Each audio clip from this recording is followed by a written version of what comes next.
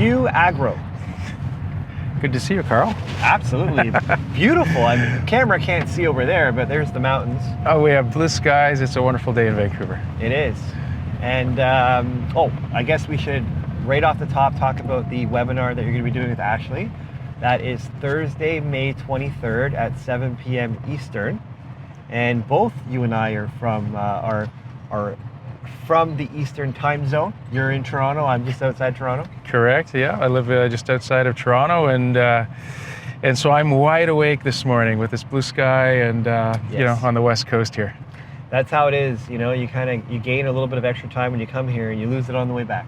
You do. Do you like taking the red eyes home? I prefer to fly in the evening, but not a red eye. No, I prefer to try and make the full use of the day when I'm out here. Okay. Last night I came in about 12 o'clock from Salt Lake City from our new project down in Utah. Okay. And we had a good full day, so evening travel works for me. Yeah. Yeah. Okay, so where'd you grow up, man? So you're getting back for Mother's Day. I'm getting back from Mother's Day. Good man. I know. Yeah, good point. So where'd you grow up? I grew up in Hamilton, Ontario. All right. Yeah. And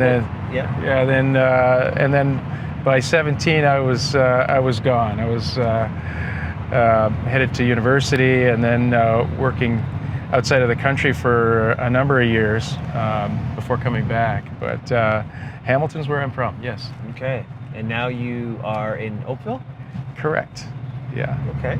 Yeah, my wife's family's from Oakville, and I never thought that I would be settling back in Ontario after all my travels and work elsewhere in the world, but we've got a really tight family circle in the area, and it's great for me because my family's out of Hamilton and Burlington area. Yeah. So it's wonderful, and it's a really nice community. Mining capital for a lot of mining folks. Oakville is home. Yeah. So you left the nest at 17. Did you play sports or like? Yeah, it was. As a kid, I was really into rowing and really into wrestling. And so when I got into university, I did a bit of varsity wrestling at Queen's, and then later in my life I found, and we were talking about this earlier, but I found cycling, which is a real passion, and really a great way for an A-type personality to spend their afternoons if they get a chance to do it. Well, I'll tell you, the last, I'd say 4 out of 6 executives that have gotten in the passenger seat here for morning drive all like to cycle. Yeah. So we need to have like a mining executive cycle off or something and get everybody together and see who's got the best legs and cardio. We do a bit of that. The folks at BMO Capital Markets put together a conference every year, and down in Florida, and there's a gang that goes cycling, and some of us gather together for the Beaver Creek event afterwards or before for some riding. So yeah, it does happen, and there's some really powerful riders. You want to name a few? Drop some names. Who's got the legs? Paul Frank's got some great legs. Paddy Downey's not only is he a great cyclist, but he's a wonderful runner too, and a boxer to boot. So there's a few out there that come to mind. Wow, it really is gorgeous out here. It's just like we're lucky. Something. You don't want to move. We're lucky. Do you want to move here, or you just got your family's too tight that you can't get out of the? No, I did my stint in Vancouver and Whistler. In fact, some pals and I have a winery up the highway here in the Fraser Canyon, which is an excuse to get back every once in a while. And that's pretty cool. Yeah, it's a group of folks from the mining world, and we all have a passion for wine and for the country. And it's a beautiful little project, Fort Berens Estate Winery. Okay, now, and so you're in stores? We are. Oh yeah. We produce about 12,000 cases a year. The wine is sold mostly in British Columbia, and we usually sell out every year. So No way. no big rush to go elsewhere, but we do ship around the world, and we win awards all over the world for the wine. It's absolutely amazing, the quality of the wine that comes out of British Columbia. What? I'm not a big wine person, but like, is it Merlot? What do we got here? Yeah, we have 7 or 8 varietals of grapes that we grow out of Fort Berens, and I would say our most popular is our Cabernet Franc, and probably our Riesling. And we've won the Governor General's Award for the Riesling. We've won international wine competition awards for our Cabernet Franc, and also for we're mining guys, so we've got a blend red gold, which has got a Passamante style Cabernet Franc in it. It's got Merlot and a little bit of Pinot Noir, and it's beautiful. Yeah. Really deep, strong, enjoyable wine. I'll have to try some. Again, I'm not a big wine person, but I do have it occasionally. I will find some for you. That's awesome. Yeah. I got into speed skating as a kid, and didn't make time for the hockey. And in fact, it's interesting. My son is an avid soccer player, so he didn't catch the hockey bug either, which is interesting around this time of year, because of course we're all watching Vancouver now. Yeah, they're doing so well. Yeah, I got a cool story. My kids are getting into fitness, so I wanted to get a Bosu ball. Yeah. So I could start squatting on the ball and doing push-ups on it and planking and all that. So I didn't want to go and pay retail. I didn't want to pay $150 for it, because the marketplace, you can find these things for $30, right? Yep. So I wait a couple days, and I message someone who lives 20 minutes from me, and I show up to the property. It's this gorgeous estate home, 100 acres or something like that, and the gentleman who opens the door was like, I recognized him, but I wasn't exactly sure right away. It looked like he just got off the ice, right? Super nice guy. I go into so I should say this. So he shakes my hand and he says, "Hey, nice to meet you, Carl. I'm Elvis." Okay, so skating, Elvis. I go into his garage, and he's talking to me about why I'm buying this stuff, and I tell him about my kids, and he's super interested, and he's like, "Oh, this is amazing, this, that." He's like, "I used to be in the Olympics," and so now I'm like, "Okay, is this who I think it is?" The Elvis, yeah. The Elvis, yeah. So I said, "Okay, what I'll take all this other stuff you got here. I got this really nice CrossFit box jumper thing, and a pull-up bar for my kids and all that." So I'm like, "What's your EMT?" Right? So he gives me his email, and it says Elvis Stoikin. Oh, right? wow. And I didn't say anything until the very end. I said, you know what's really cool about this? I was shaking his hand to say goodbye. I'm like, when I get home and I tell my kids who I bought this off. Right? So it was a pretty cool story. They've got a lot to live up to. Yeah, and I thought he won a gold, but he didn't. I think he won a bunch of silver medals. So him and Kurt Browning were going back. Remember those days? Oh, yeah, sure. That's my story. So are your kids CrossFitters? Well, they're 12 and 9. Okay. So not exactly, but plyometrics, they both run like 3 to 4 times a week. Try not on the 4th, because it's not healthy for them at their age, but they do 40 minutes of cardio 3 times a week. Wow. Sometimes 4. And their heart rate has to be at above 150 BPM. Wow. And then they also do exercises at night. So right now my son's doing 5 sets. He planks for 3 minutes. He does 10 box jumps and 5 sets of 40 push-ups. You gotta introduce him to CrossFit. Yeah? Yeah. You're into it? Or?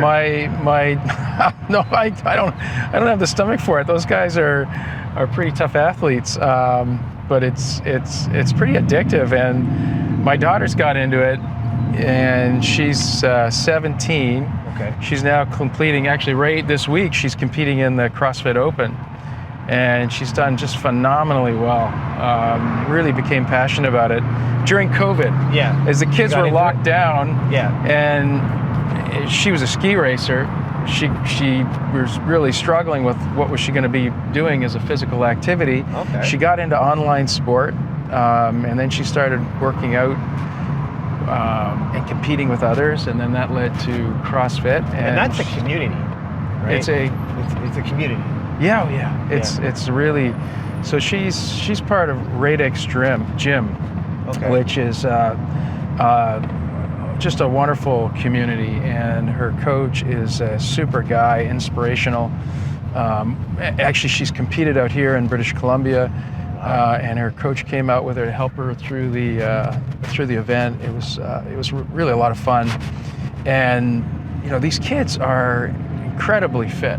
Yeah. She's 17. 17 years old. She's training from 6 o'clock in the morning, through into the afternoon. Wow. It's a real competitive sport. And how old's your son? So my son is 16, just turned 16. So we're going through having 2 drivers in the house, young drivers, and negotiating that. And of course, my son's very enthusiastic about that. My daughter a little less so, but he's pretty keen to be out driving. Yeah, no doubt. I can remember those days. Yeah, Freedom. You've got that to look forward to if yours are a little younger. How do you decompress? I mean, cycling and being athletic is definitely a way of it could be a form of meditation. Yeah. But what else do you do when you need to get away from Revival Gold? And before you answer that question, I'm going to remind the audience again that we're doing a webinar with Hugh on Thursday, May 23rd at 7 p.m. And he's going to be giving all the details on Revival Gold, and you can also ask questions. There'll be a Q&A. Sorry. Thanks for that, Carl. Yeah. So I'm a pretty avid fly fisherman, and if I can't get sport, I like to get out on a river, and I find that a very Calming. Very calming and enjoyable way to spend a day. I've got a real affinity for the West Coast here and for Western United States and the West generally, which is where I like to do a lot of fishing. And that's my R&R. But I'm not one that really struggles with being busy with work, and I really enjoy my work. We've got a great team at Revival Gold. We do have a lot on our plate, and so we spend a lot of time on planes and a lot of late nights and early mornings with work, but it's enjoyable work, and we're making a difference. And something I feel really passionate about is the importance of our industry to the way of life that we all enjoy, even in these urban settings. Everything from phones, of course, televisions, housing, all the bridges and cars that we're using. Not to mention, gold, which underpins our monetary system, and which is so important to the store of value for backing currencies. And so, I feel really engaged and fulfilled with my work, which is a fortunate place to be. I never thought I'd become a mining engineer. When I was a kid, I didn't know anything about mining. We talked about growing up in Southern Ontario. Didn't know what a mine was because, of course, there's none in my area that I knew of anyway. Yeah. And I ran across a professor at Queen's in my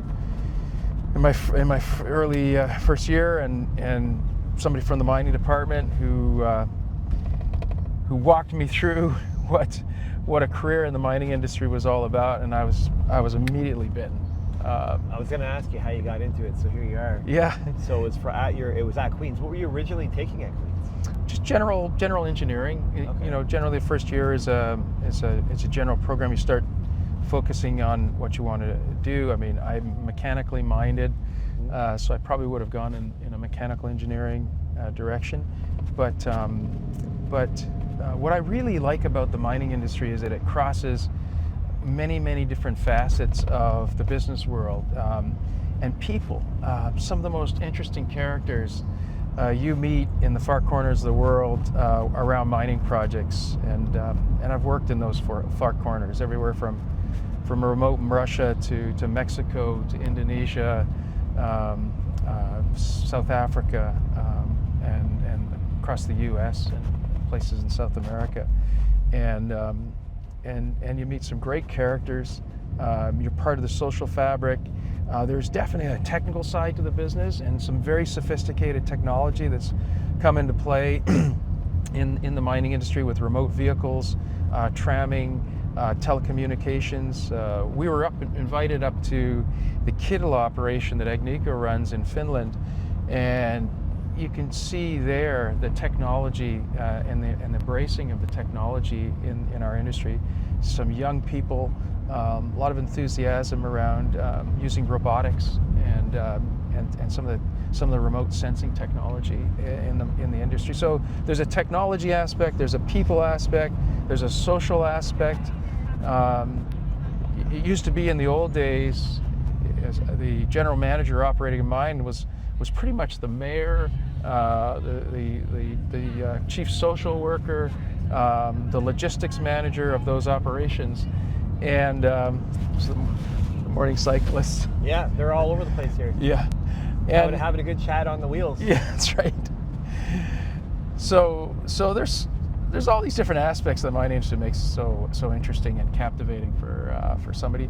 And if you think about history and politics and the evolution of our society, mining's been interwrapped with all of that. I mean, the operations that we're involved with date back to the mid 1800s. Wow. And so when they talk about sustainability in mining, I can't think of anything that's more pervasive in our society than the need for responsible extraction of resources. And so it's a fascinating field. Not for everybody, but we absolutely need it.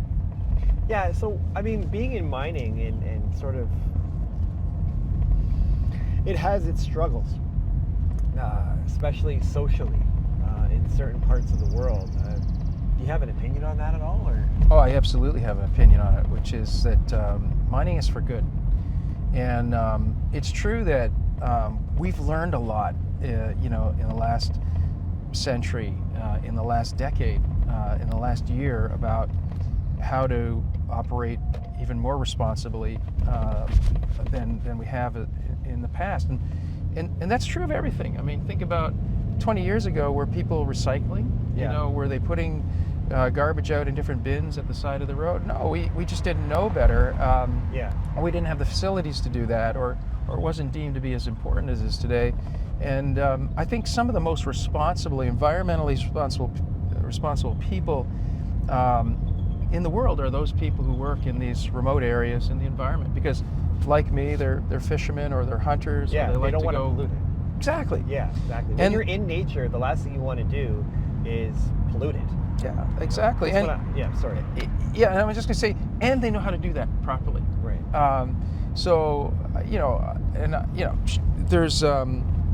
There's lots of examples of the mining industry being catalysts for positive change, creating educational opportunities, bringing health services.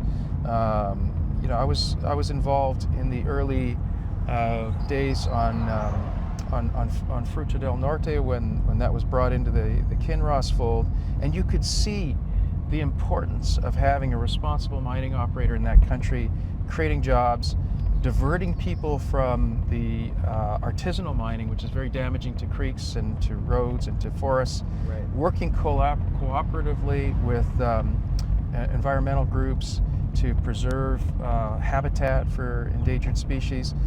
All of those things, because there's a responsible operator in there working on those in Africa, working in places in South Africa and elsewhere, and the importance of having education and some consistent revenue for governments to be able to supply basic needs for communities, and that's started through responsible mining. Finland, we were talking about Finland earlier, was a country that was focused on forestry and mining, and developed out in the telecommunications world as a result of having that need for telecommunication solutions for forestry. And so I think there's a lot that comes out of basic industries that is for good.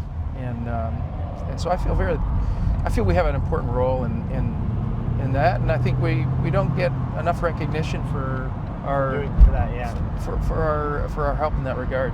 Who would you say is the biggest leader in the mining space when it comes to caring about the environment? Yeah. One name come to mind? Yeah, one name comes to mind, and that's Ross Beatty. I knew you were going to say that. And he's a wonderful guy, and I believe that Ross's specific area focuses on species diversification and making sure that we're not killing off the ability for wildlife to propagate by killing off habitat. Right. So, and he's done a lot of that in BC. I know he's done that in Ecuador as well. He's a real champion of responsible practice for mining. But I'd say there's others. I'd call out Teck Resources. Teck, has done a lot of work around good environmental practice, and generally across the industry, we've seen some great things that evolved from one of my prior employers, Placer Dome, around community and social responsibility, and being impactful in a community. There are lots of examples across our industry. We're super proud of those leaders who've stood up and made change. Well, and Ross would be the number one person I would think of. He's also done the morning drive. Great guy. Yeah, he is a great guy. Yeah. So you are in Vancouver for Metals Investor Forum? I am. Yes. Have you done that before? Yeah, it's a great event. They have a unique format, which I like. We seem to get a lot of traction with investors, and it's a great way to get out and see people. Yeah. Those COVID days weren't very much fun for people. You couldn't interact. You couldn't actually meet face to face and talk about our projects, and so I like getting out to these things and talking to our investors. And look, it's for companies like ours in this kind of environment, you've got to do it. You've got to be out in front of people and telling them your story, because it's too easy to hide when it's a tough market. Well said. Yeah, and Metals Investor Forum is one of my favorite conferences. I usually sit through the whole thing. I love the presentations from the issuers, and even when I'm sitting there and I'm around a bunch of investors, there's lots of talk back and forth about the issuers, right? And you can see guys taking notes down. The last guy I was sitting beside, he had a buy. He said, buy this, buy that, right? The newsletter writers, I think they do a pretty good job. Not all newsletter writers are great, but the ones that Gwen brings in are pretty reputable, and I like their opinions. Yeah, she's a star. Yeah. She's very thorough, and she's got a great following. So it's fun to be part of her panel and to do this forum. We'll run for 2 days and do a presentation and get a chance to meet some of the investors and also some of the other issuers, and compare notes. One of the things I think that's great about our industry is that we don't compete against each other so much as we learn from one another, and I see a lot of collaboration in the industry. Yeah. I am expecting that we are going to see more M&A activity in the space. Yeah. And so you want to have your eyes open to the possibilities out there all the time, and we're well ingrained in the community, and like to compare notes when we can. Well, I look forward to the webinar with the company in Ashley on Thursday, May 23rd, 7 p.m. And I've already done some research on the company, but I won't get into it right now. I'll let you do that in a couple weeks. So please go in the description of this video and sign up for the webinar with Revival Gold. Hugh, thank you very much for the coffee, which I haven't had yet, but I will. Thank you very much. And it was a fantastic interview. Thanks, Carl. Thanks for the morning drive.